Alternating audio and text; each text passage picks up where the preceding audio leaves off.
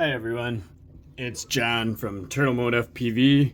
We're back. This is going to be part 5 of our Heavy Metal Plus build series. This is a 7-inch Street League frame, and in this video we're going to be covering stack setup options. I'm going with a Foxeer ESC, so I'm choosing a Foxeer flight controller that's going to be plug and play with my ESC, so that'll be pretty straightforward. We're just going to plug that in. I put one set of O-rings on here. I got this set up so my flight controller is as low as possible, but not going to short out or bump into anything else. Then for video gear, I'm going to do an analog setup. So I have an analog Foxeer Predator Nano Cam, Team Black Sheep Nano VTX, Beta FPV Express LRS EP2 light receiver. This is a Vifly Finder 2 mini buzzer, I believe. And this one's definitely not a necessity, but I've lost 2 quads in the deep swampy brush near the field that I race at. So I told myself I am putting a backup beeper on every quad, one way or another, no questions asked, and I've adhered to that so far. And then somehow I forgot to put my capacitor on when I was doing my ESC, so we're going to slip that in there. I have a True RC Singularity antenna that I'm going to be putting on this, and I have a 5 centimeter long SMA to UFL connector that's going to tie my VTX into my antenna. And I have 4 links of cable. This is a 4-strand cable for my VTX, a 4-strand cable for my Express LRS receiver. My buzzer came with a wire harness, a 3-strand wire harness, and my camera came with a 5-strand camera wire harness. So this is everything I'm going to be putting on there. Optionally, I also have an HD0 Race V2 VTX. If you wanted to do an HD0 setup or a Ghost Hybrid setup or something like that, you could see this has no problem fitting that type of a stack in this pod.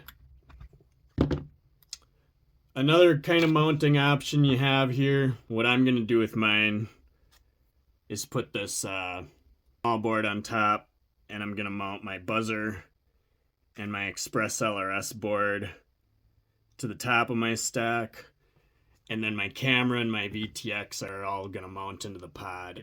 I put this VTX in the pod just to see. There's mounting options on both sides of the pod, and that works great for receivers or small VTXs. In this case, I may end up putting a MRID. They're nice small remote ID modules. I'm debating if I want to put one in permanently into this particular quad, so if I'm out and about I can just run it wherever. And that's how the zip tie looks on the outside of the pod. So I'm going to come back and catch this capacitor that I forgot to do in our ESC build before I get too far ahead of myself. I always solder pigtails to capacitors. Joshua Bardwell actually has a video short describing the best capacitor mounting. The best capacitor mounting as far as capacitor performance is to solder directly to the capacitor leads. But as long as you have a short, thick copper wire, the performance is not really hindered too much by adding a pigtail. And I think the durability goes up quite a bit, so that's worth the sacrifice. I'm going to cut these pretty short. I'm going to leave maybe 5 millimeters on the ends. And this is one of the few things that I don't pre-tin. This is 18 gauge motor wire, and I'm just going to shove it right on to the end of this capacitor lead. And I'm going to use a black wire on the negative capacitor side. So you see how that sticks on there all by itself? That's going to be super easy to solder real nicely. The one thing you gotta do is make sure you get it hot enough though that it does get the solder in to melt around the capacitor lead now that it's in the center of that wire. One of the ways you can help get thorough soldering is to use a flux, which helps to distribute the heat throughout the joint. Flux is one of those things you'll hear 10 different opinions on, but it's always better to use flux if it's available. Always. 360 degrees on my iron for this. And I'm just going to come in here and heat her up. And you can hear that flux sizzle. That's going to help that solder to move through that joint quickly and thoroughly. There, we got a nice bead on there. And it looks like it's pretty much soldered all the way across. I'm just going to catch this backside just a little bit to make sure we're good and thoroughly cooked here, but yeah, that looks great. Same thing with our red wire. So I put the black wire on our negative capacitors. Are usually marked if they have just a band. That band is indicating the negative side. So I'm just going to push this wire onto that capacitor lead again until it sticks on there. That looks good. We'll flux our joint and come in with our heat.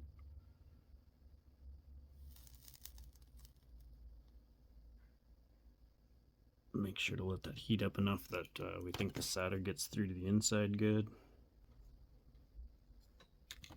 I'm going to come back and get this backside then.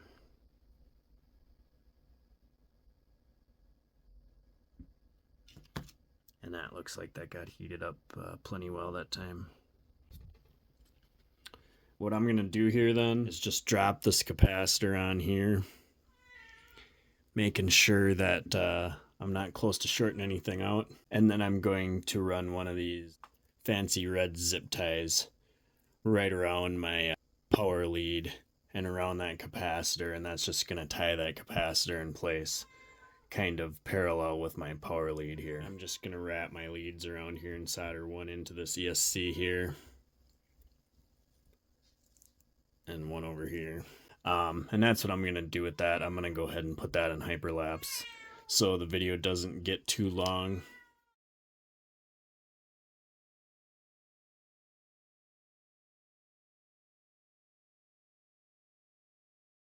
Okay, so we got this capacitor soldered onto our ESC, and that's looking good.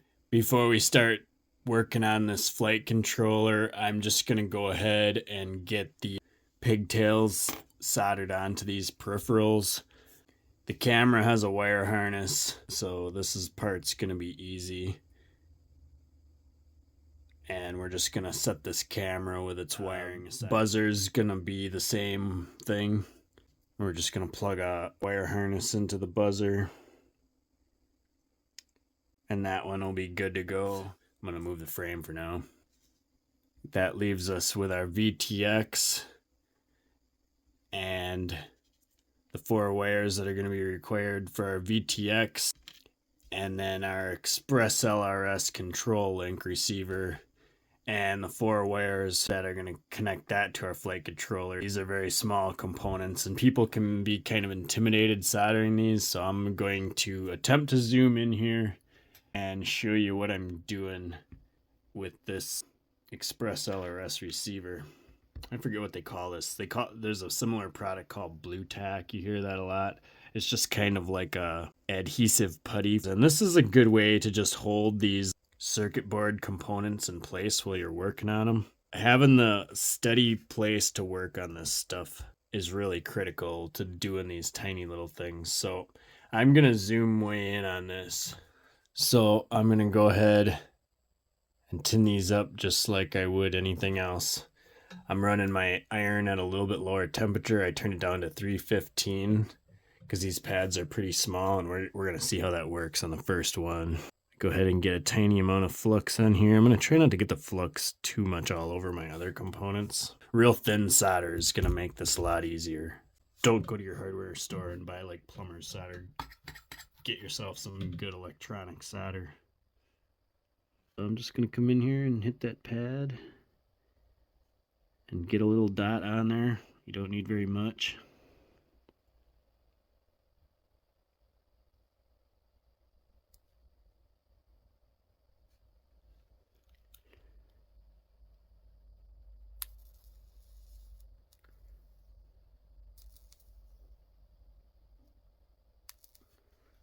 Once they get hot, all of a sudden then it's going to flow real easily. So Sometimes it pays to just let it cool and then come back and do another little dot. So there I got my 4 pads tinned. And my wires are already tinned from the factory. Probably wouldn't hurt to go ahead and re-tin these using my leaded solder real quick.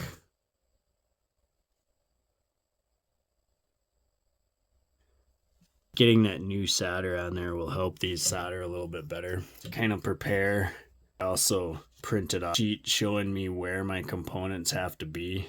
I'm going to be substituting my purple wire for the blue. I'm going to start with the black, I guess. So you can see those 2 are moved out of the way, so I'm just dealing with 1 wire at a time. Preparation is really key to this.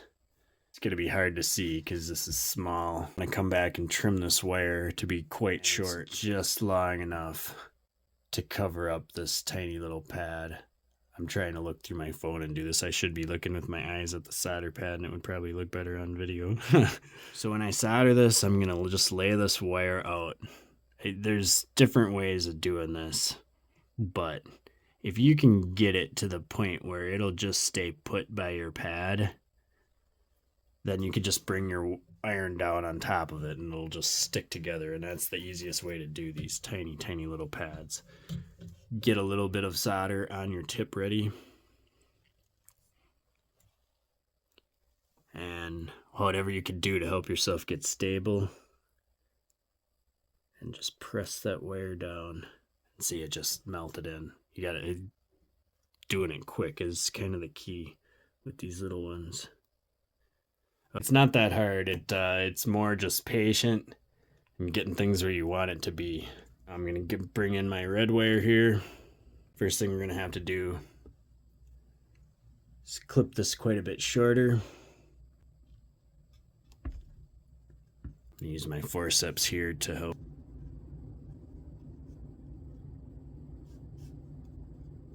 Maybe we'll use just a dab of flux in this.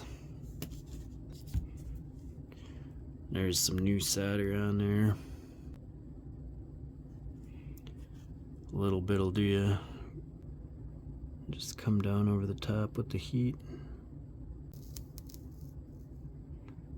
That one went good. See, that flux helped me get it on there quick, and then it solidified nice, and I don't have to come back and mess with that one again. A little bit of practice helps too. 2-3 pads into this, it'll probably be going better.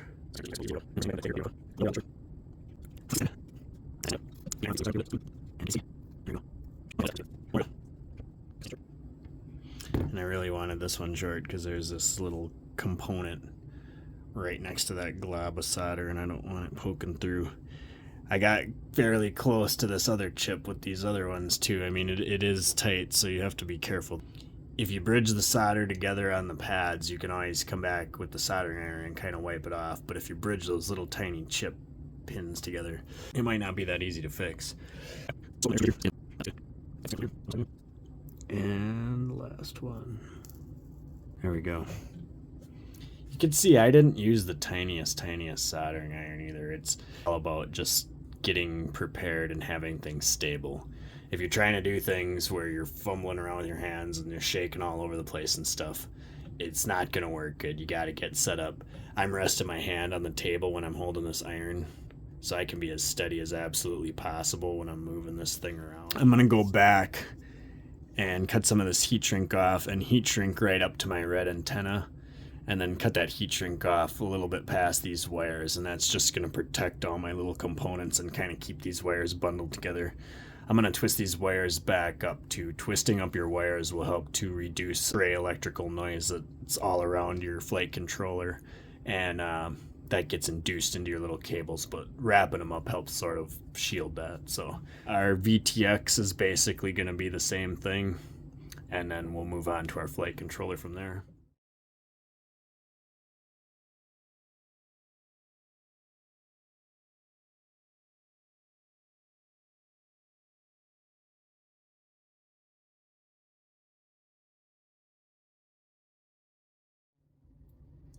Okay, so our VTX is successfully soldered up. I'm going to wait on installing the UFL antenna and the heat shrink tubing until after it's installed into the flight controller. So at this point, we have all 4 of our peripherals with wires attached, and we're going to need to attach them to the flight controller now.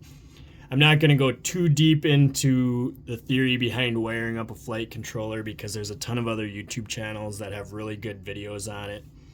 But essentially, a flight controller is broken up into UARTs, which consist of a power, a ground, an RX, and a TX.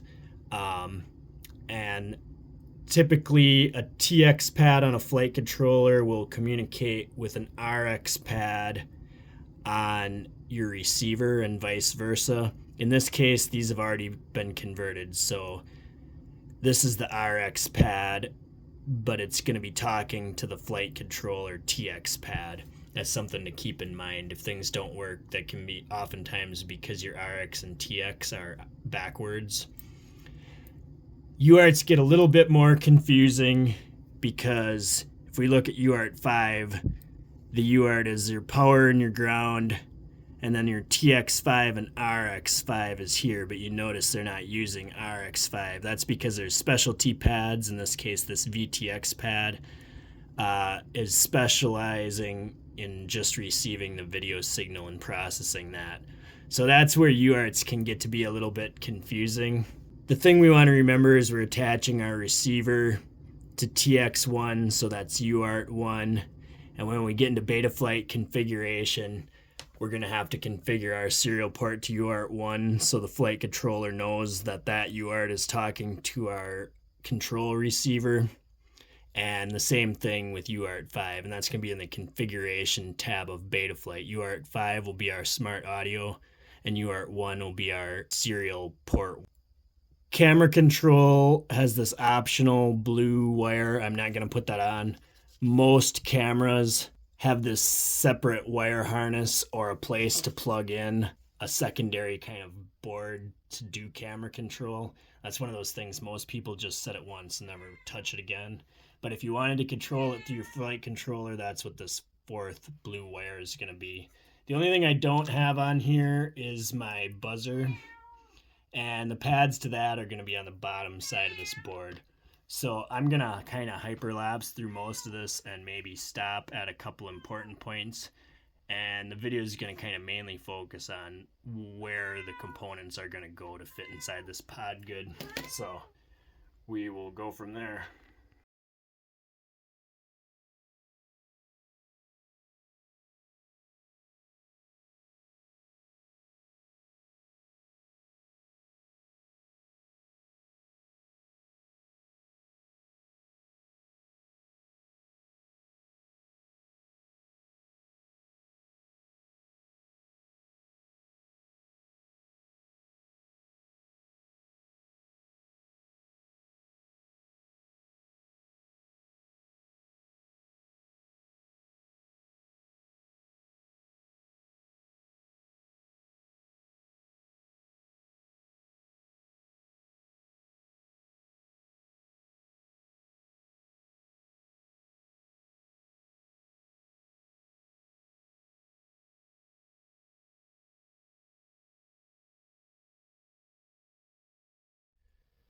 So we're getting close to wrapping this build up. We got our flight controller all soldered up. I'm going to go ahead and install my camera in my pod. These pods really protect cameras well, and I don't plan on replacing this anytime soon. So I took some hot glue and just kind of hot glued around my camera, and that's just going to keep any of the nut from loosening up or the threads from loosening up. And you got to be careful when you're putting these cameras in here and just take your time. It's a tight fit, and it's meant to be a tight fit, but you got to kind of just coax them in there.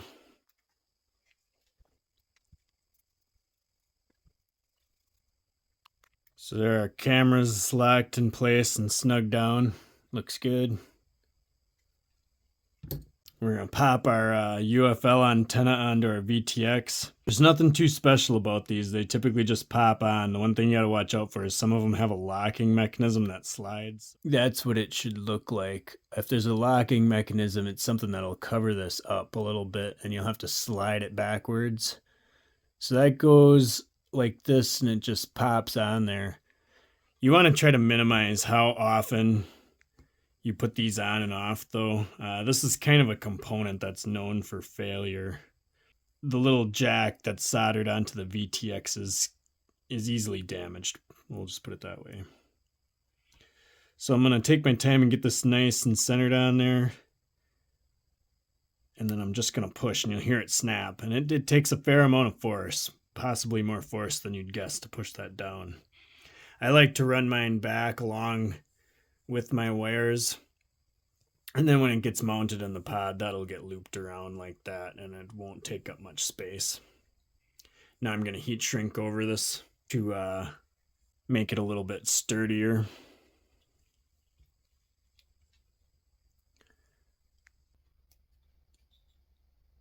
And I'm going to let this overlap my wires a little bit. That's going to kind of protect my solder joints by giving the wires some strain relief.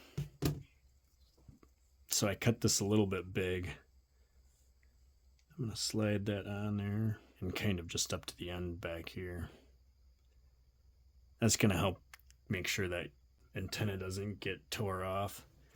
Okay, so I got my lighter.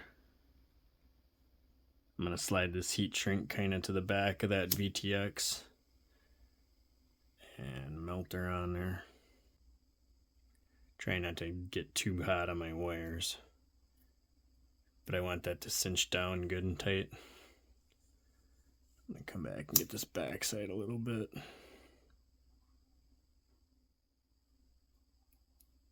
And that looks like that's all cooked on there pretty well. Now I'm going to get my drone in here. Okay. So on goes our flight controller. And then I got this Race Day Quads, just a little tiny carbon fiber board for mounting stuff. I'll go ahead and plug my flight controller in. I'm going to leave that a little bit loose because I might take this off again, but just so you guys see how it goes together. I'm going to lock this down with a couple nuts.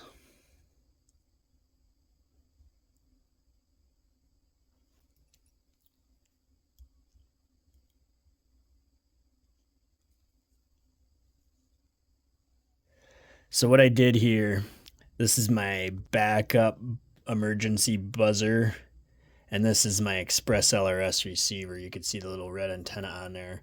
I just took a piece of heat shrink and I tied my buzzer to the Express ELRS receiver, and these are just both going to end up going on top of my stack here.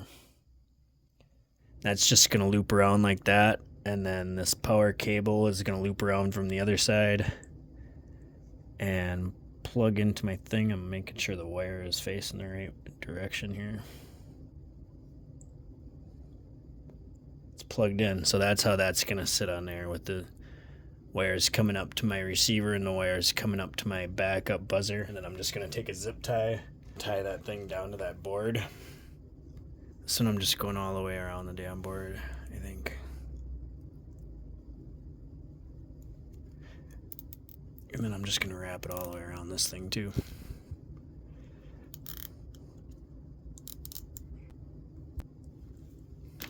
So I'm going to clip that off. Here we have the top of our stack done. This is going to plug into our camera. Last thing to do is probably going to be to get this thing on there, and this is going to be getting to be a little tricky because it does get tight, not going to lie. I want this thing to go up in there like this.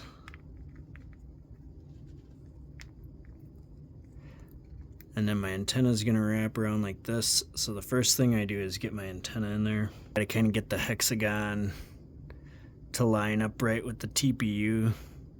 So I'm going to get that going in the right direction here ahead of time. This is one of these that you want to take your time, because you can easily like rip these wires off if you're trying to rush, and just be impatient first time. It can be pretty snug. There, I got it in there. I'm going to get a bigger pliers to help push a little bit more.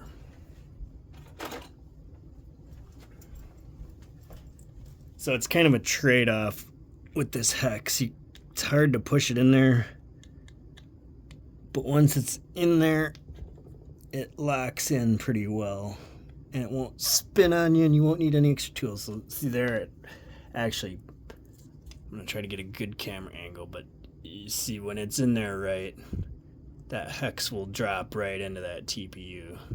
So that looks good. Okay, so then the last thing to do is gonna be to get a zip tie around our VTX in this pod. And I mean, this is a little tricky too, but the more you do it, the easier it gets. So I'm just gonna put it in this bottom hole, come on the outside and back to this top hole. And I would say it's usually easiest to get this zip tie started then and make the loop somewhat small before you try to get everything in place. And there you can see this is just sort of falling into place on its own now that that zip tie is cranking down. I'm gonna cinch that one down pretty tight because I don't want this coming back off of that pod.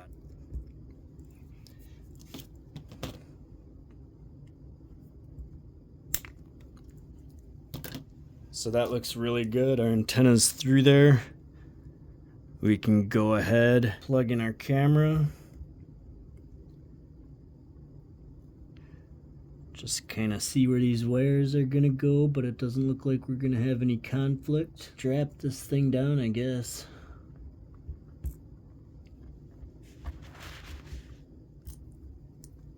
Screw in our true RC antenna.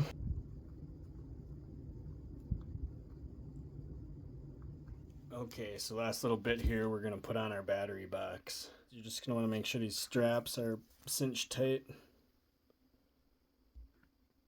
That's just gonna go over your metal here on the front. You be careful, I almost kind of caught this little wire here. There we go, get that wire back out of there. So I'm going to slide that back as far as I possibly can. And then there's no real magic to getting these on. And what you can do is grab an Allen wrench tool, and this might possibly help get this box over the back. It just helps you pull on it a little bit.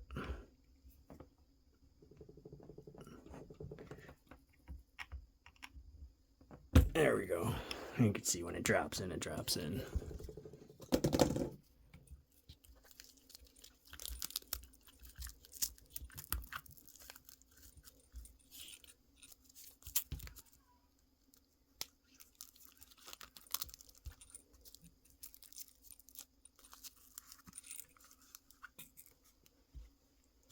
Alright guys,